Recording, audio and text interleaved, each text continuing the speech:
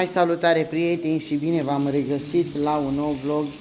Dragi prieteni, vreau ca să vă spun că astăzi am fost în oraș și am cumpărat două vinete din astea mari, adică una mare și una mică. Pune asta, pune-o în frigider. Am cumpărat un pui, vedeți, așa, ceapă, din asta roșie. Și a vrut Larisa și mi-a spus, Făniluț, du-te să te duci, să-mi și mie zi, vinete, să facem salată de vinete.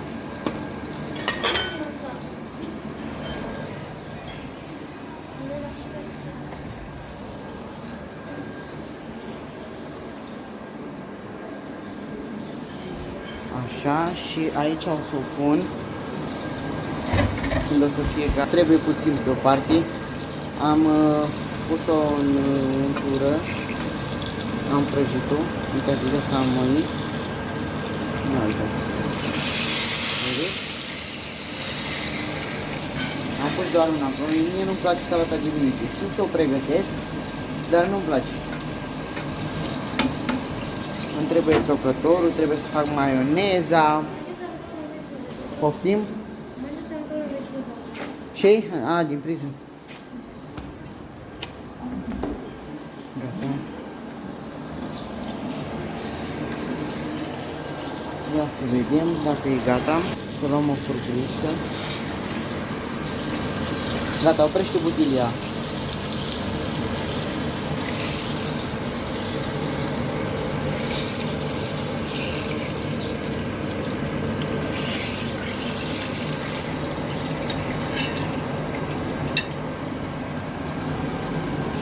Nu știu, mai trebuie să pun apă peste ea, o să pun apă ca să se răcească.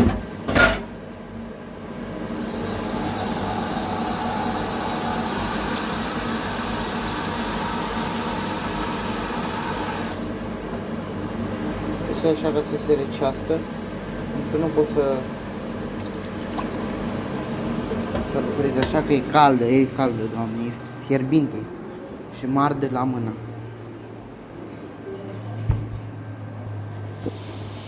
Așa, prieteni, haideți ca să pregătim. Dă mai încet, că nu ai voie.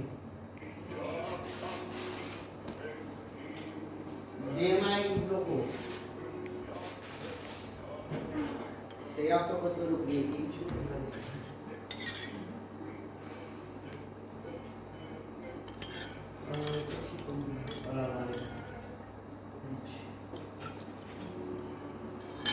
haideți, prieteni, am luat tocătorul. Dar nu mă văd bine, că bate lumina asta, așa mai bine o pun pe partea asta.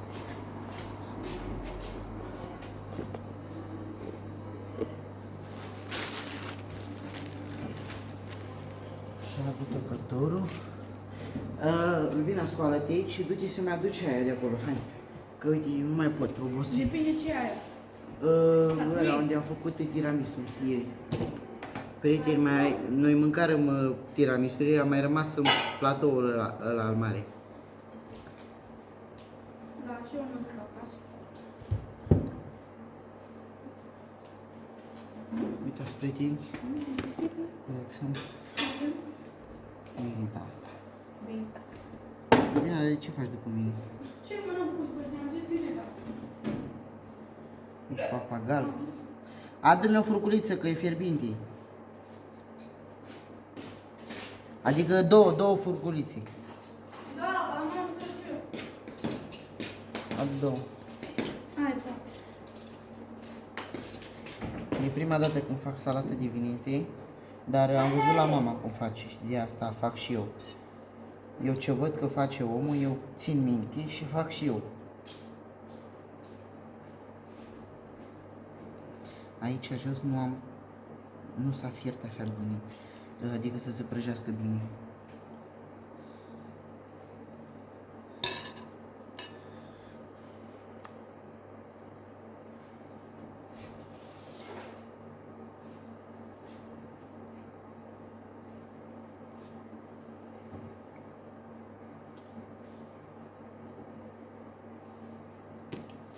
Înseamnă că a luat apă și nu trebuia să pun în apă. Arș! Doamne, cât de caldă e!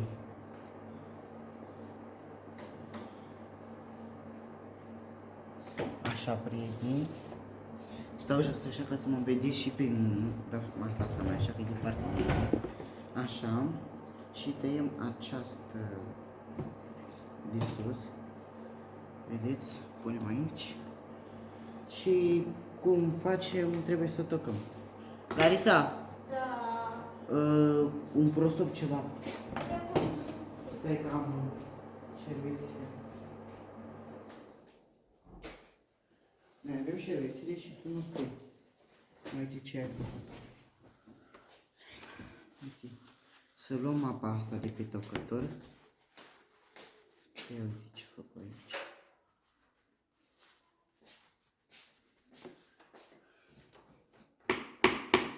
Uite așa, prieteni. O tocăm așa. Vezi, și nu m-am dus să iau usturoi.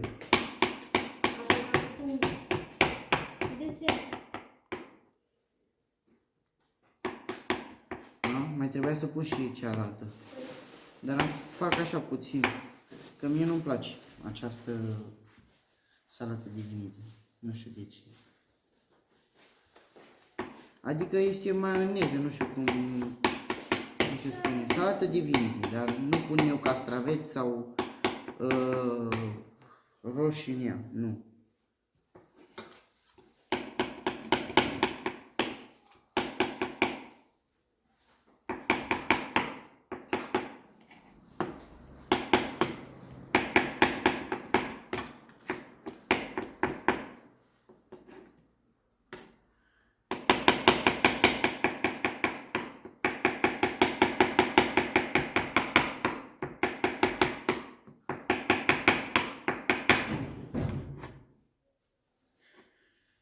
Prieteni, dacă nu știți să faceți salată de vinete, o să învățați de la mine. Poate unii oameni nu știu să facă unele lucruri. Eu am învățat multe lucruri de pe internet să fac. Foarte multe lucruri. Și gătit, și tot. Și prăjituri, și tot ce înseamnă de pe internet.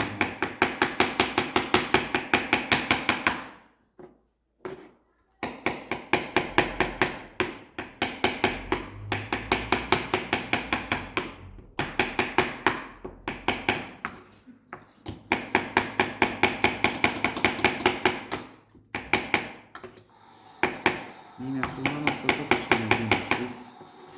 Să fac ca un fel de pasta. Am vorbit cu ea și la telefon. Mamă, cum se face salata de vinete? Băi, mamă, fă așa, pune vineta la prăjit. După aia, când vezi că se moaie, o iei și o cureți, o pui în apă rece și după aia o toci, așa, pe topător. După ce ai curățat-o. După aia o pui într-un bol și faci maioneza, că maioneza știi să o faci, nu mai trebuie să spuni, mi-a spus ea. Nu mai vreau să-mi spune rețeta de maioneză, pentru că eu știam cum se face maioneza. Faci maioneza cum se face la orice salată și torni acolo peste salata asta de vinete, peste vinete. Gata, prieteni. E foarte bine tocată. Acum o punem aici, în acest bol minunat. Mie îmi plac acest boluri.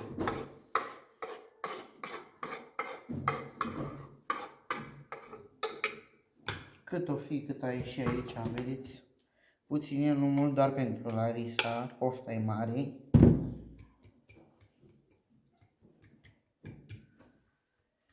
Așa. Larisa, nu vrei să prăjești și ardei din ăla roșu? Păi? Să punem așa în ea. Nu-ți place?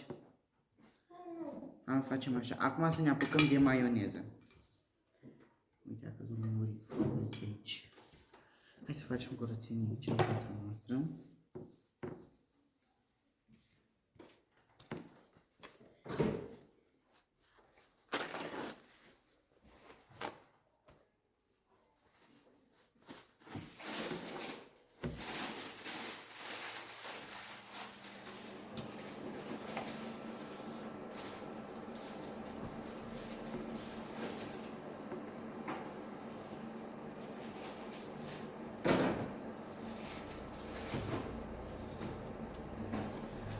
Așa, acum să ne apucăm de maioneză.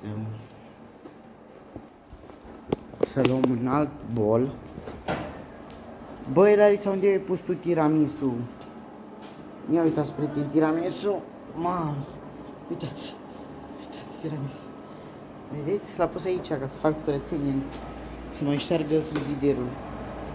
Să mai aruncă din el mâncare, să mai aruncă tot ce nu mai consumăm. Aruncăm la câini. Să mai mănâncă și câinii. Pentru ce vine să iau un bol, să fac maioneză. Adu ăla, muștarul. Te culci. Te culci. Te culci. Muștar. Te culci. Te culci. Unde a plecat Rubina? Larisa, tu mai mănânci șorba asta de burtă? Nu mai Mai mănânci? Nu. Ah, prieteni, avem un ou de rață separat. Nu ne va trebui gălbenușul. Albușul, pardon, doamne. Mă mira eu gândul meu. Cum dau viață de să Ia uitați, dragi prieteni. Separăm oul. Și acum punem aici în bol. Aici. Ulei avem, Larisa? Da, despre frumos. Avem nevoie de muștar. Arată ăsta. Mamă, de ce nu lasă de fain muștarul? Nu? Așa. Deci a fost bine. E bine, da? Acum să iau uleiul. Unde e uleiul? Sub masă aici? Da, nu e acolo. Nu mai e aici. Ia vezi. Unde ai? Stai.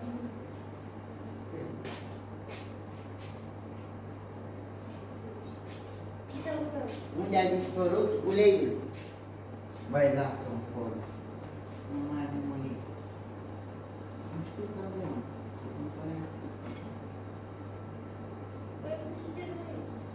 A dispărut uleiul, prieteni. S-a pitulat. S-a pitulat uleiul de mine. Acum aici. Ia, ca acolo, vezi? Cine e? Cu ce amestec? Cutelul? Amestec cutelul? Nu. Ia, Larisa, arată tiramisu aici. Ia. Ia uitați ce mănâncă Larisa. Da. Tiramisu. Nu oricine mănâncă așa ceva. Numai Larisa mănâncă tiramisu. Și să punem trepiedul aici pe masă. V-am amețit, prieteni, că tot mă învârt. Așa. Uitați, dragi prieteni. Cum facem noi maioneza.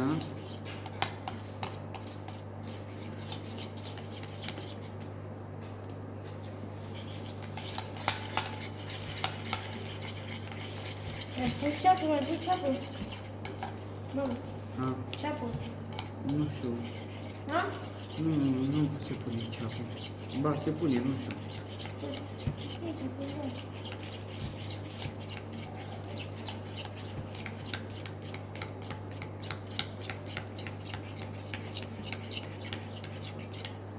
Mi-a trebuit din aia de lemn.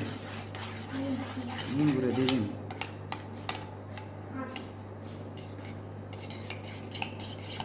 Mi-e frică să nu se taie.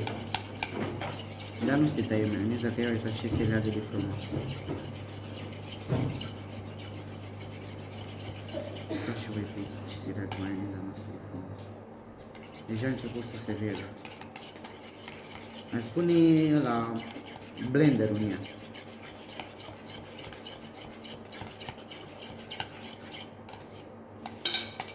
amestec într-o singură poziție, nu în mai multe, că după aia o să se taie maioneza. Deci ca să vedeți și voi cum amestec. Și punem ulei, câte puțin, câte puțin.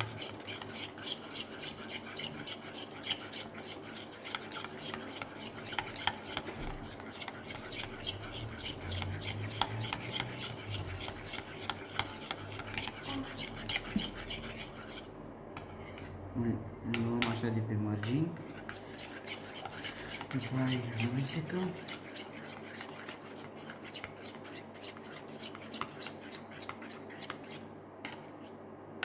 Într-o singură poziție amestecăm, nu în mai multe, că după aia se taie maioneza.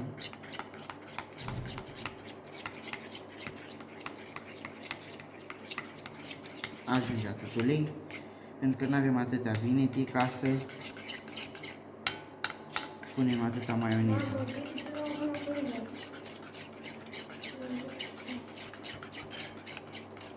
Nu uitați, prieteni, ce fain se leagă.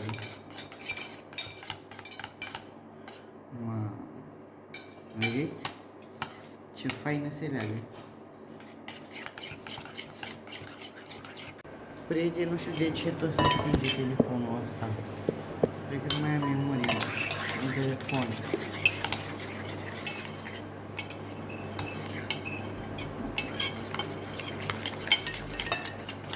Doamne, dar ce fain s-a legat.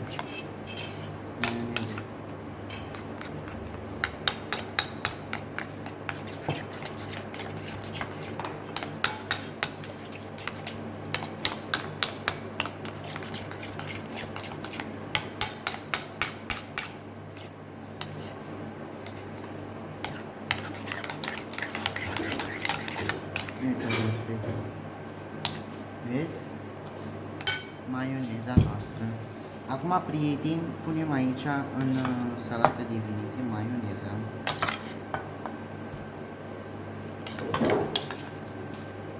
Aici nu o să mai pun ulei.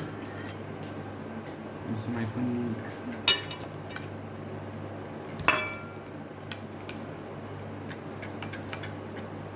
Ajunge atâta maioneză pentru că după aia se face foarte așa siloasă.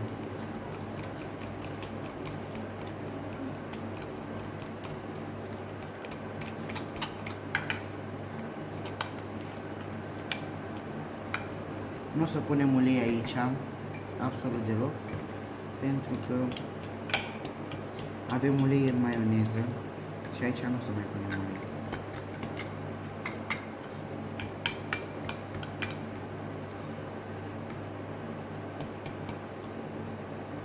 Mai punem maioneză. A?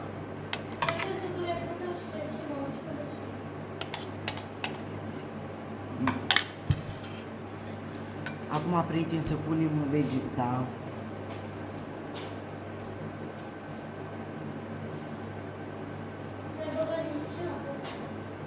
Băi, nu mai băgăm ceapă.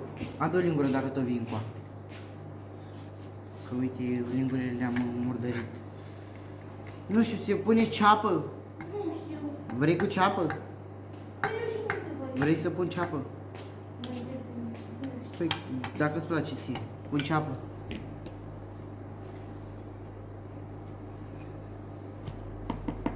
Mi se pare că se pune din asta ceapă. Nu știu. Punem așa după gust, nu punem mult, că după aia se iese sărată. Așa punem câte puțin și dacă mai trebuie, mai punem.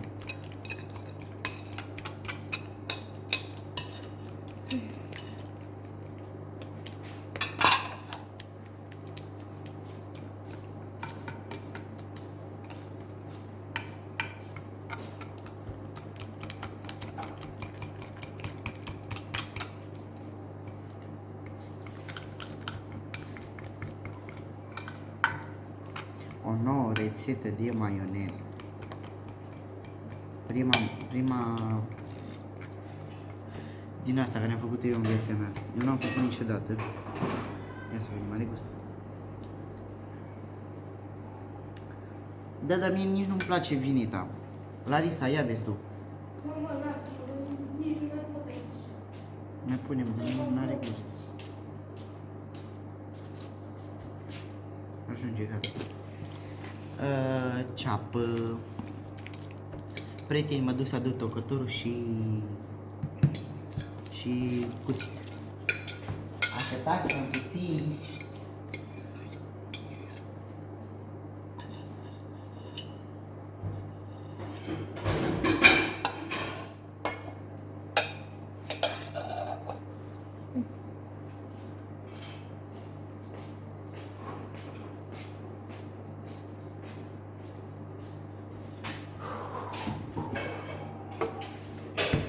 Gata, prieteni.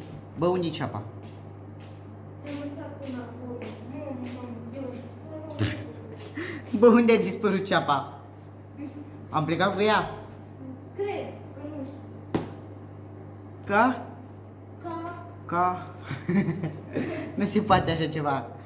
Unde-i ceapa? Bă, plecai cu ea în mână. Nu mai țin minte. Doamne, nu mai țin minte deloc. Uite, aici este untură. Așa e, uite. Adu, hai. Zise că ai plecat cu ea, lăsat. Plecai cu ea, nu? Și am pus-o acolo pe aragaz. Doamne. Cred. Cred. Doamne, dar ce cuțituri. Voi, Larisa. Ce nu mai tai cuțitul. Să tăiem așa ăștia. Să o curățăm. M-am văzut pe TikTok, prieteni, cum fac oamenii ăia. Doamne, cum o curăță de repede. Ceapă.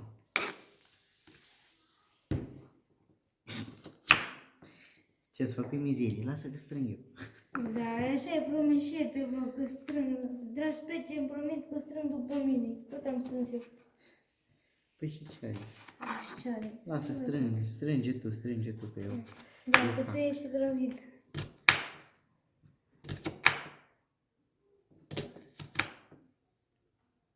Ia să vedem dacă și eu să tai ceapa. Câte minute am 6? După n-am ajuns până și doi pe acolo. Pun jumate de ceapă, nu pun mult. Și usturoi se pune. Facem mărunt așa. Subțire.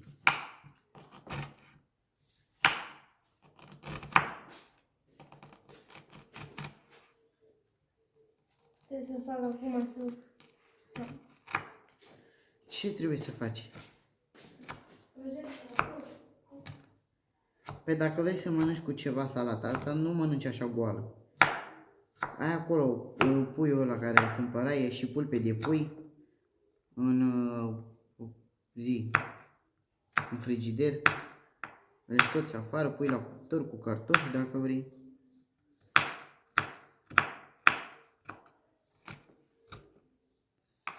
Uitați, prieteni, și eu tăcăm așa mărunt. Nu știu dacă se pune ceapă. Nu știu. Dar acum pun ca să fie. Bă, ce ai cu pufii? Păi și pufii. E obosit, mă. Și obosit, mă, că vedea de mâncare nu mănâncă. Dacă vede că e obosit la mâncarea lui, imediat.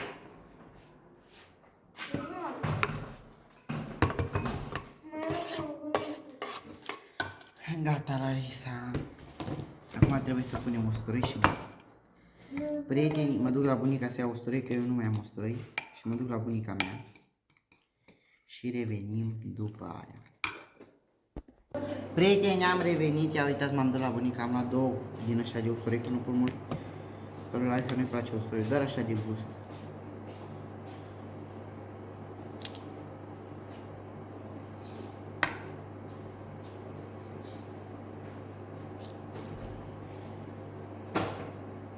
Nu știu cine a supărat-o pe Larisa. Cine te-a supărat, Larisa?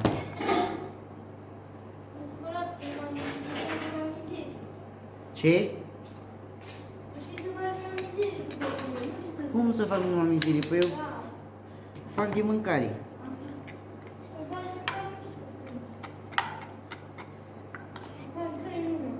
Doi.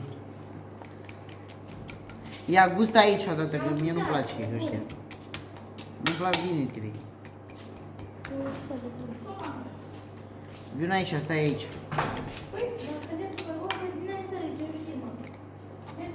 Ia, Denisa, ce-ți plac ăștia? Ia gustă, te rog eu, să văd. Da. Tu, ce, ți nu-ți place? Lasă că gust eu. Să și ciocolată. Păi mă. Altceva. Usturoiul a dat gust.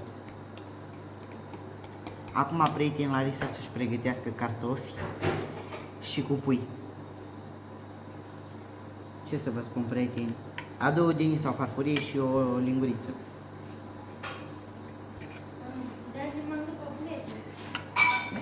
Îmi spune Larisa că știu să cer așa, doar să cer.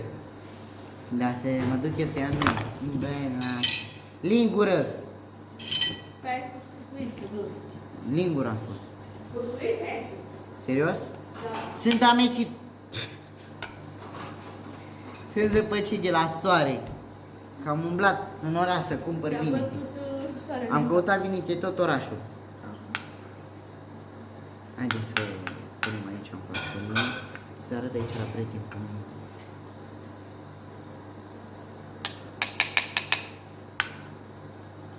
Uitați, prieteni, salata noastră de vinete și după aia revenim cu mâncarea. Și aici punem mâncare. Nu punem nimic. Ia, vedeți? Salata de vinete. Ia, să gust, poate mă obișnuit să mănânc și eu.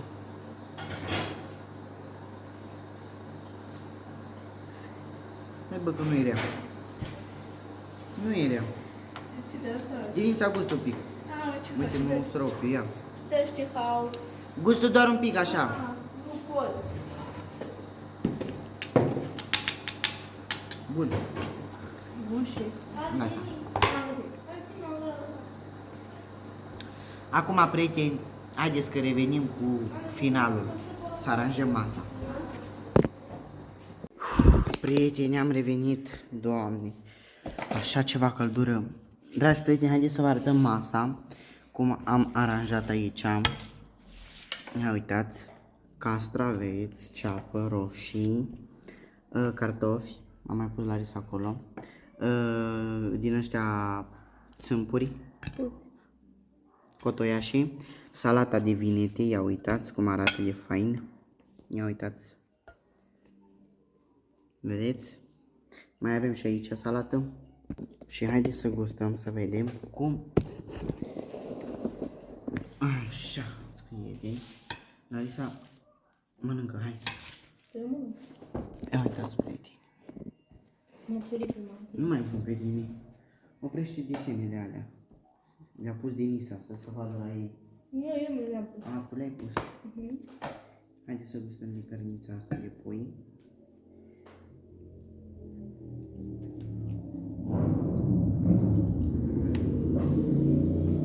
Ce bun.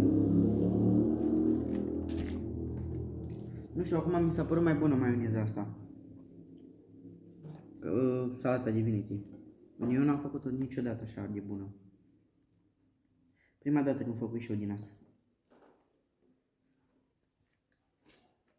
Ia uitați roșii.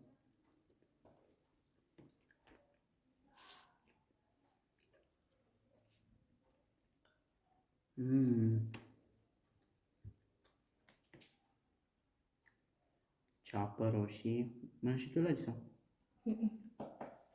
De ce nu vrei să mănânci ceapă?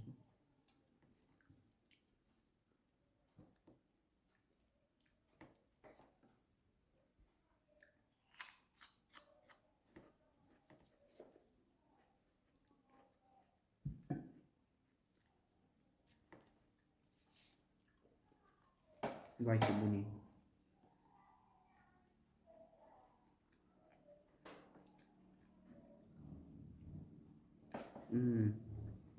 Da. Prieteni, o bunătate. Ce să vă spun? Să avem poftă, să nu uitați să vă abonați, să dați mai și un subscribe, prieteni. La revedere, prieteni, și să nu uitați să vă abonați.